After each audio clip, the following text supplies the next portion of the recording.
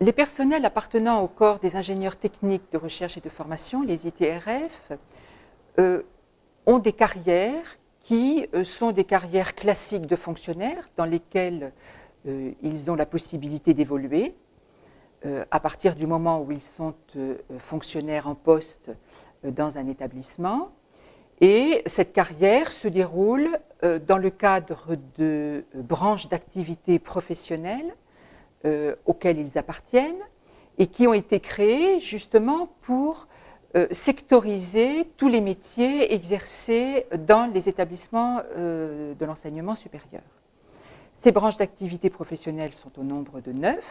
et les personnels exercent des fonctions extrêmement diverses qui peuvent aller de l'exercice d'un technicien de laboratoire de recherche dans une université à l'exercice d'un ingénieur d'études spécialisé dans la gestion financière d'un établissement public autonome. Et cette carrière, elle évolue tout naturellement par la voie des concours internes, par la voie, sous certaines conditions, d'inscription sur liste d'aptitudes.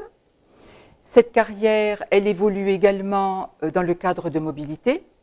Un fonctionnaire appartenant au corps des ITRF peut bénéficier, bien entendu, d'une mobilité qui est un petit peu différente de la mobilité dont peut bénéficier ses collègues appartenant dans le même établissement à un corps de fonctionnaires différent. La mobilité du personnel ITRF se fait de façon institutionnelle, c'est-à-dire qu'elle est organisée par le ministère, et elle consiste à diffuser les compétences qu'il a obtenues au cours de sa carrière et les fonctions qu'il exerce au moment où il demande sa mobilité, et à être sélectionné, reçu et à subir un entretien d'embauche,